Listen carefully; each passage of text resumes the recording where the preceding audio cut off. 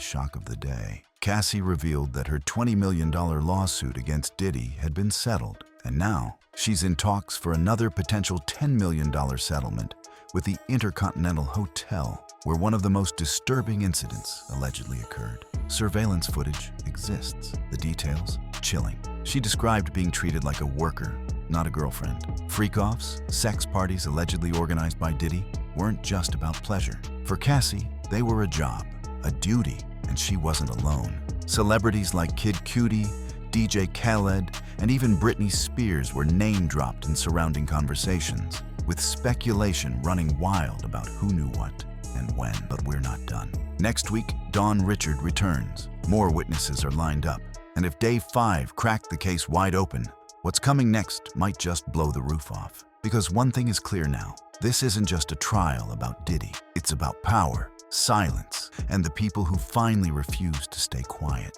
Subscribe, because what's coming next, you won't want to miss. The day began with tension you could slice through. Prosecutors were furious. Cassie, very pregnant, visibly exhausted, had spent more time being grilled by the defense than she had delivering her original testimony. And that's not just a detail, it's a tactic. According to multiple outlets, prosecutors accused Diddy's defense team of deliberately stalling. Why? Because if Cassie goes into labor on the stand, it could trigger a mistrial. They argued that dragging her testimony into next week was intentional, an effort to derail the prosecution's star witness. And the judge wasn't having it. "We're not going to proceed in this fashion," he snapped, demanding the cross-examination wrap up by day's end. The defense tried to pivot. Their strategy: humanize Diddy, make the jury believe this was just a complicated, passionate relationship. They read heartfelt text exchanges, Diddy calling Cassie the greatest woman in the world, congratulating her on her pregnancy, and Cassie replying that she never hated him.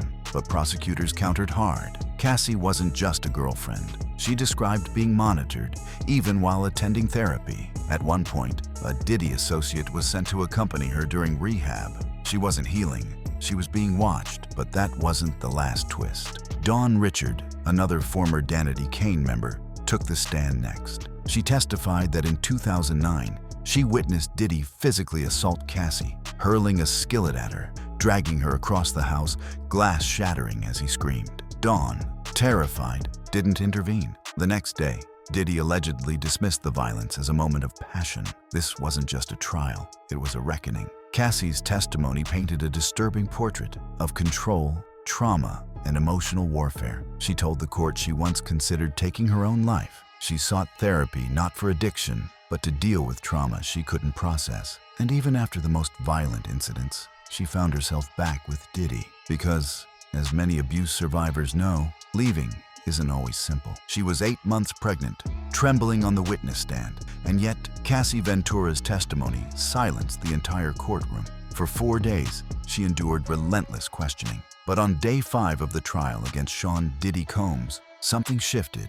The pressure in that federal courtroom reached a boiling point, and the secrets that emerged left everyone wondering, is this the beginning of the end for Diddy? Let's break down what really happened behind those closed doors and why the defense might be playing a dangerous game. At one point, prosecutors played a recording of Cassie demanding to see a sex tape she feared had been made without her consent. "It's my life," she screamed, "and I will end you if you mess with it." Her rage, her fear, it echoed through the courtroom. The judge eventually excused Cassie from the stand. As she stepped down, the entire room seemed to exhale. She had endured, she had spoken, and whether or not her words lead to a conviction, they've already rewritten the narrative. And then came a name that ignited the internet: Jonathan Audi, a man whose 2018 interrogation video resurfaced online, where he described in graphic detail his alleged sexual involvement with both Diddy and Cassie. Back then, people called him crazy.